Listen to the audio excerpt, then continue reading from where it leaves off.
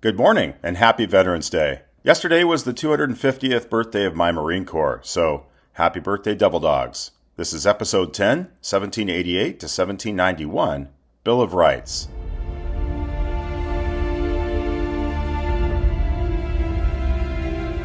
The Constitution was formed. The foundation it sat upon was flimsy. Several states delayed ratifying the document. Some saw it as overreaching, some a godsend. Men who had placed their lives on the line for this new nation now fought equally hard in its halls to see it move toward a future that fit each man's beliefs. In this crossroads, the people had liberty, but they longed for a written safeguard of that liberty, a covenant to protect the soul of the Revolution. George Washington placed his hand on the Bible, swore to execute the office of President of the United States, and to preserve, protect, and defend the Constitution. Across the states, from farmers' fields to city centers, Virginia to Massachusetts, citizens asked one question: could the new federal government guard freedom as fiercely as it had won it? When the Constitutional Convention ended in 1787, not every delegate rejoiced. The Constitution strengthened the Union, but it also granted sweeping powers to the new federal government. Many patriots feared that without clear limits, liberty could again give way to tyranny. These critics called themselves anti-federalists. Among them, Patrick Henry, who thundered, "A Bill of Rights is what the people are entitled to against every government on earth."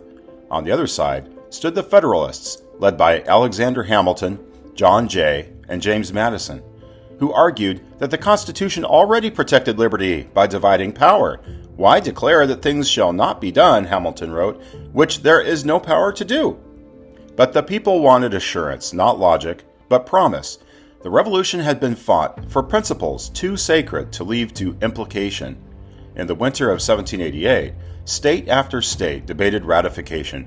In Boston, John Hancock urged compromise. In Virginia, George Mason refused to sign the Constitution without amendments. Even Washington wrote that the adoption of a Bill of Rights is not only highly desirable, but necessary. Into that moment of uncertainty stepped James Madison. Quiet, studious, resolute. Though once skeptical of amendments, he saw that unity itself required concession. Elected to the first Congress in 1789, Madison rose in the House of Representatives and proposed a series of amendments to satisfy the public mind and secure the personal rights of the people. He drew inspiration from the Virginia Declaration of Rights. His words were refined by committee, debated in both chambers, and finally adopted by Congress in September 1789. 10 of those amendments, the first Bill of Rights, were ratified by the states and took effect in December 1791. Freedom of religion and speech, the right to bear arms, freedom of the press, protection from unreasonable searches, the right to trial by jury, and above all, the assurance that powers not granted to the government belonged to the people. The parchment of liberty had found its final seal. From the beginning, structure and order were characteristics brought to nature by the Creator, and the earth was without form and void, and darkness was upon the face of the deep. God would speak order into the chaos. Thousands of years later, the Apostle Paul would write, "For God is not a God of disorder, but of peace." 1 Corinthians 14:33. Notice how peace is a direct result of order. The desire of God-fearing men to bring written protections against the chaotic, sinful nature of man are the result of drawing near to the designer's heart. The Bill of Rights was to America what the Ten Commandments had been to Israel, a moral charter written down, but meant to live in the heart. When Moses descended from Mount Sinai, he brought not opinions, but laws, clear boundaries for a free people, and the Lord wrote upon the tables the words of the covenant. Exodus 34:28. Man, when faced with unclear boundaries, is vulnerable to act outside that moral law, as the founders recognized in America's early years. The will to fight for liberty is a wild horse needing the harness of established order once that liberty is achieved. The Revolution had delivered freedom. Conscience would preserve it. Madison's words in the First Amendment, "Congress shall make no law respecting an establishment of religion, or prohibiting the free exercise thereof," were not meant to silence faith, but to protect it. America's strength would lie not in uniform belief, but in the liberty to believe. This balance, moral conviction without compulsion, shared the prophet Jeremiah's vision for a society. I will put my law in their inward parts, and write it in their hearts. Jeremiah 31:33.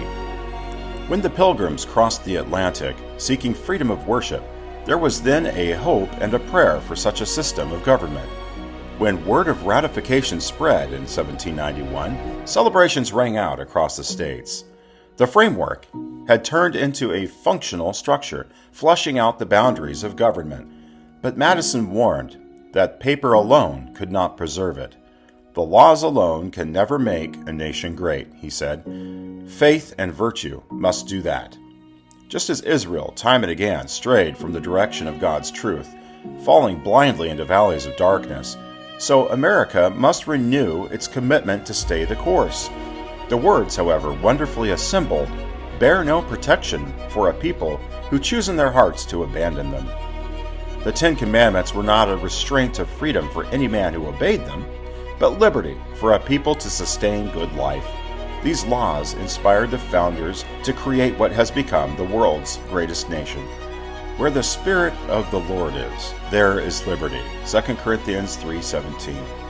The Bill of Rights remains our civic covenant, like a lighthouse on a hill, reminding us that government is the servant of the people, not their master.